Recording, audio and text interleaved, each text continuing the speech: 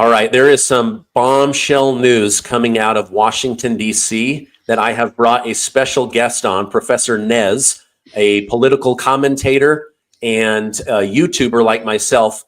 Professor Nez, thank you so much for joining me. Thank you, Stephen. It's an honor to be here, man. I'm very excited to have you on and to go through this information. Trump is just absolutely crushing it right now. I know there's a lot more that he wants to do and that he will be doing, but big things going on. The first thing I wanted to jump in with you on is Eric Swalwell, who, wouldn't you know it, is now under investigation for alleged mortgage fraud and tax fraud. If you dig into the Forbes article, they're going after him for both. This is a guy that slept with a Chinese spy. He's a complete moron. And now, just like Letitia James and Adam Schiff, this guy is going to go through hell because he cheated on a mortgage application. Your thoughts on that? I think he's one of the cringiest guys I've ever seen. And I've been on this earth for almost 50 years. He makes these videos. He attacks America. He attacks Trump. It's turned, you know what's happened here? This is such divine justice in my view. I think God is just and God is great. And I think what's happening here is this is a perfect case, Stephen, of accusation equals confession. Everything that they've been projecting, everything that they've been trying to do with Trump is exactly what they've been doing themselves. And now we have proof. And this guy now wants to run for governor of my home state. It's like literally, if you could find somebody who's 10 times worse than Newsome, this is the guy. I mean, it doesn't get any worse than Swalwell. He is absolutely devoid of any creativity, any ingenuity, any thoughts of his own. I don't know how he got into office, but every time, you can tell a lot about a person when they talk and their behavior, but you can tell a lot more by their actions. His actions have been demonstrative. He hates America. He hates the truth. He hates the Constitution. And I hope that we actually get to some real kind of tangible legality prosecutions or something, because we've had so many letters of referral, we've had so many oversight committees, we've had so many investigations, and I'm sure, leave in the comments if you're as frustrated as I am. I feel like everybody watching and listening, Stephen, is as frustrated as we are. We're tired of all of these accusations and finding all this stuff. Like what happened with Obama? Tulsi Gabbard gave that huge press conference saying that this guy was the architect of Russia hoax. Well, what happened?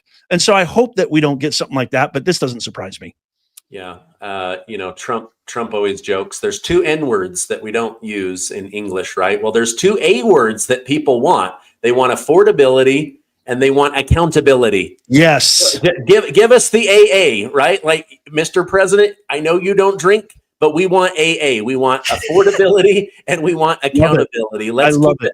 I mean, we don't even have to get to the rest of the alphabet. Stick to the A's and let's get to it, right? And I've been saying ever since about 10 days into the Schumer shutdown that we absolutely need to do Doge on the SNAP program. I'm seeing just how many illegal immigrants are over on the SNAP program. I'm seeing just how many are getting more benefits than the American people. I see even Americans, they're saying hundreds of thousands of people are double dipping on this program. What are your thoughts on, now that we understand how much abuse and fraud and waste there is, do you agree with putting a Doge team specifically on the SNAP program? I think that whenever you have Democrats who are complaining and whining and fighting something that Doge is doing, that Trump is doing, that Elon Musk was doing, that any oversight was doing, I think we're in the right spot and we should continue and pounce, especially, Stephen, with what's happening with their blatant attacks on law enforcement officials like ICE, who are literally making American cities safer. I just saw a report where crime has dropped over 32% in Chicago just in the last 2 weeks alone. And so I think that absolutely There's no question that there is fraud, there is waste, there is abuse. And I think it was something like 42 million people didn't have SNAP benefits during the shutdown. And of that 42 million, there was a very large percentage that were able-bodied individuals. And I think we should just do a big reset. And I don't think that's an issue. Why not just reset the entire program, have people reapply, use their actual data and voter ID and everything, all the credentials that they need to prove that they deserve these benefits. If it's actually legit and you haven't done anything wrong, it's the same thing I tell my audience all the time, Stephen. I go, it's funny how I never have to worry walking down the street with my dog when I take my dog for walks. I never worry about ICE. I never worry about being swept away by masked individuals and unmasked cars. Gee, I wonder why. Well, it's because I'm an American citizen and I haven't done anything wrong. And so if you haven't done anything wrong, 100% we should reform it. Yeah. Okay. So let me pull this up. This is the Secretary of Agriculture. She oversees the SNAP program. She also had her eyes open. I think the Democrats made a big mistake trying to humiliate Trump, collapse the U.S. economy, not pay our military men and women. And then they tried to use hungry children as leverage in a life or death game. But listen to what she had to say over on Newsmax.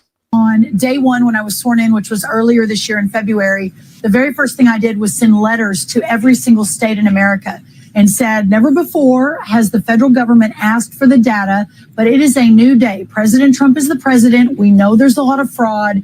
We need to help partner with you all to figure out how to make sure that this money and these benefits go to those who truly need it and not rife with fraud and corruption. 29 states, mostly the red states, responded with their data sets February, March, April. So the numbers that you're talking through, those are numbers that we have been collecting and analyzing since early summer, late spring. Okay. The fact that this spotlight shined on SNAP has allowed us to talk about it. But here's the most unbelievable news I have really just over the last few days, that 5,000 dead people, that was just 1 month. The number is closer to 186,000 deceased men and women and children in this country are receiving a check. Now, that is what we're really going to start clamping down on. 500,000 are getting 2. But here's the really stunning thing. This is just data from those 29 mostly red states. Can you imagine when we get our hands on the blue state data, what we're going to find? It's going to give us a platform and a trajectory to fundamentally rebuild this program, have everyone reapply for their benefit, make sure that everyone that's taking a taxpayer-funded benefit through SNAP or food stamps, that they literally are vulnerable and they can't survive without it. And that's the next step here. All right. So 176,000 dead people, but somebody's collecting that money. Right. 500,000 are getting double, twice as much sent to them, and the government didn't know. And then I watched another interview yesterday where they said there's at least 700,000 illegal immigrants getting thousands of dollars every single month. And Nez, this is just before they get any of the data from the blue states. Your thoughts on what was shared there? It's going to be monumental. It's going to be galactic, the amount of fraud and corruption once that new data comes from the blue states. And this is a pattern, right? Like, this is something that I think you're amazing at, which is why I love your show, is recognizing patterns. Every single time the Democrats raise a fuss, every single time the Democrats fight and really go after it with all their gusto, they never do that for American citizens. It shows that they're fighting something that is absolutely something that we should be looking into. And it's unwarranted. Their vitriol, their dissension is unwarranted because it's just oversight. They claim to be all for that, but only when it pertains to what they want. Yeah, that's a good point. Remember earlier in the year, I'm sure you covered this, where Doge was like, you know what? I think we should look into USAID. Oh my gosh, they were literally at the front door trying to break in. The police had to come and you know, the alarm bells went off. They said, wait a minute, if there wasn't corruption, why would they be fighting so hard? And then it turns out they were using our money to bring in millions of illegal immigrants. They were using our money to give away billions of dollars in free money, free hotels, free Social Security. I mean, every level of corruption And then they were trying to say, oh, children are going to die because of Donald Trump and Elon Musk. I mean, anytime they throw a big fit, you're right. They're literally signaling to us, we're over the mark. Don't look here. That's exactly where we should be looking. It's just it's really the simplest way to look at it, Stephen, is if there's no wrongdoing, why are you making such a big fuss over it? If there's no wrongdoing, what are you afraid of? Pure and simple. All right, let me switch gears with you. This is a story that the Democrats, they have no good candidates. They have no good ideas, no good policies. So what do? They open their binder and they go, hey, you know what? We got some old photos and videos of Donald Trump standing next to Jeffrey Epstein. Let's try to label him a pervert, right? Right. So they have pulled this out for years. And then when Biden supposedly won, being more popular than Obama, they said, you know what, put the binder away. Let's let Jeffrey Epstein rest for a while. And then boom, they pull it back out. I don't think anybody's buying it. Yes, he has a lot of money. Yes, he liked women. He's now been happily married for 20 years to Melania. They keep trying to, connect him to this. Well, now I think we're about to see a lot of lawsuits because you've got CNN, MSNBC talking out their butts about this. You've also got President Trump saying, now that Democrats are using the Epstein hoax involving Democrats, not Republicans, to try and deflect from their disastrous shutdown and all of their other failures, I will be asking AG Pam Bondi and the Department of Justice, together with our great patriots at the FBI, to investigate Jeffrey Epstein's involvement and relationship with Bill Clinton, Larry Summers, Reid Hoffman, JP Morgan Chase, and many others and institutions to determine what was going on with them and him. This is another Russia scam with all arrows pointing to Democrats. Records show that these men and many others spent large portions of their life with Epstein and on his island. Stay tuned. Your thoughts on this? He's saying, I am done. We know these names are connected. Go after these names. Your thoughts? Yeah, this has been a real thorn in the side of this entire America First administration and movement, Stephen. It's so sad and tragic.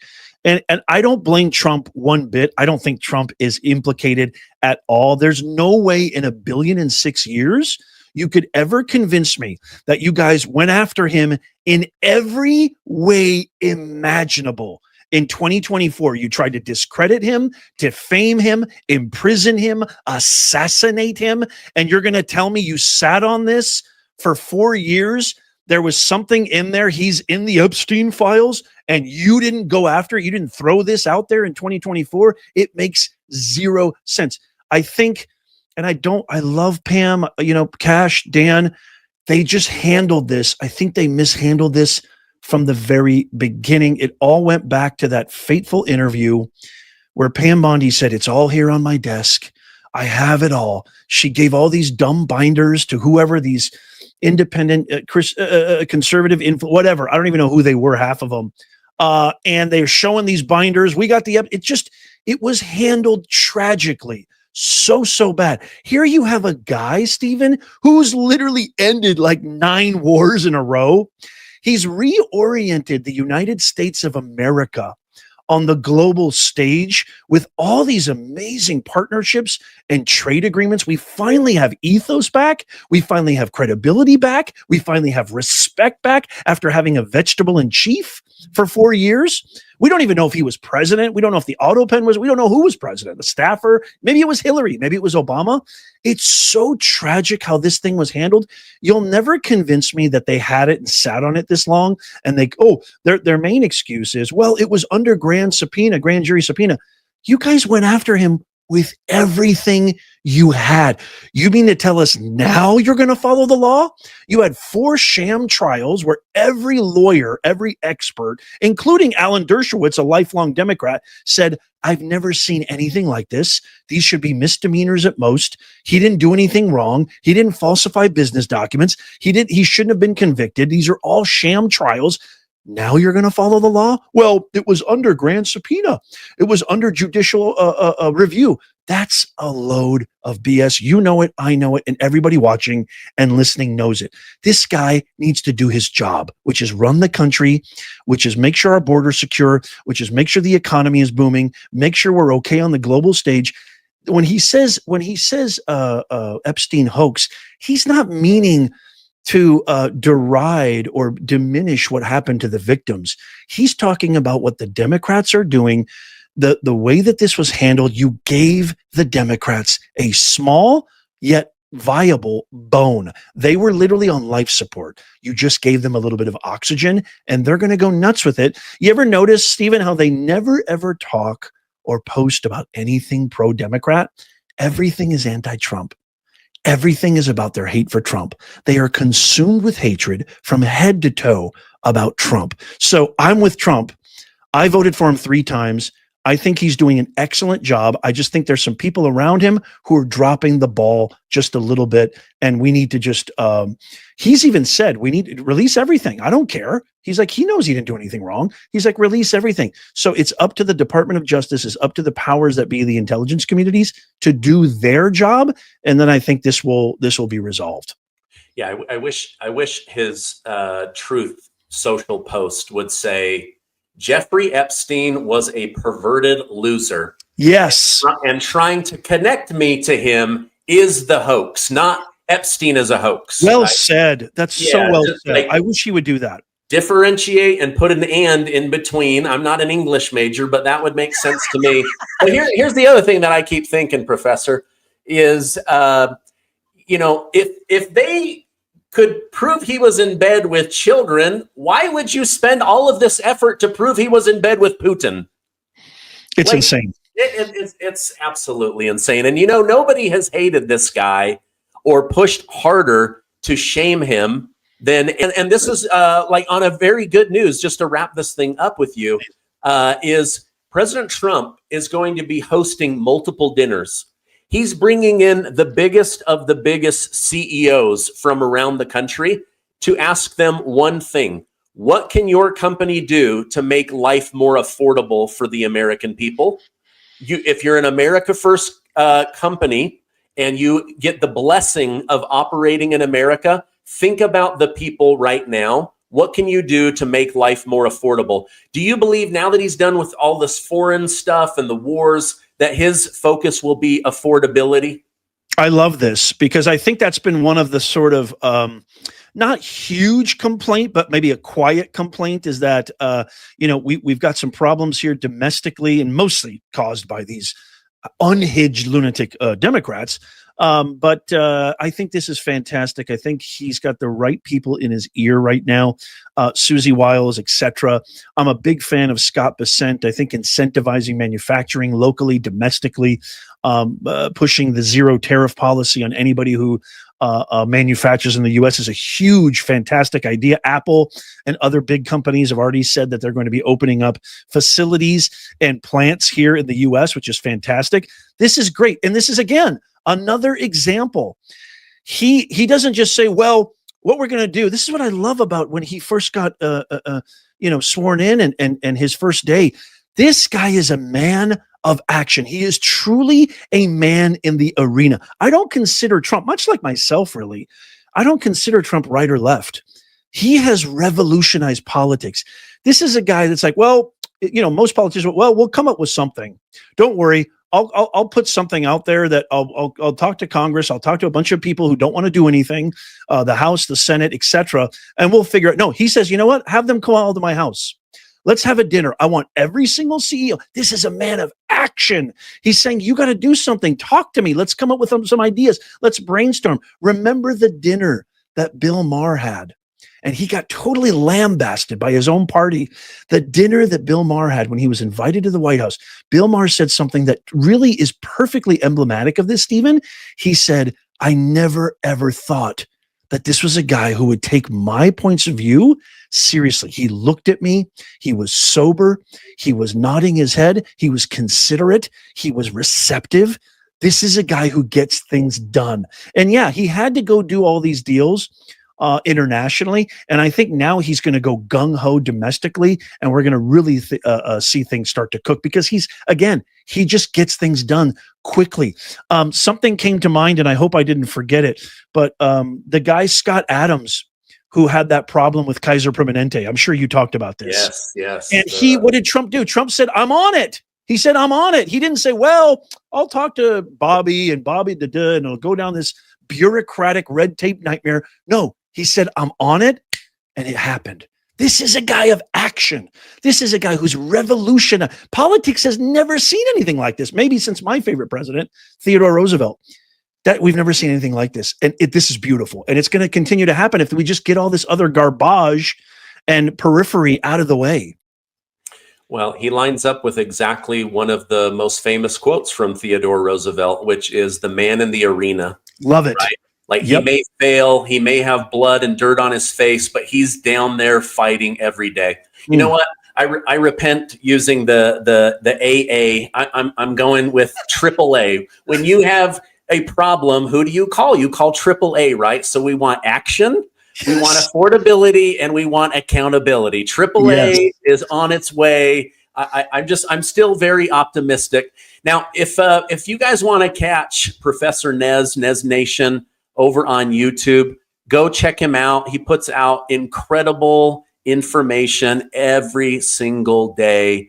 We'll definitely put a direct link and a collaboration on this. Professor Nez, thank you so much for coming on, for all that you do. Final question for you, and then I'll let you go. Are you still optimistic about America?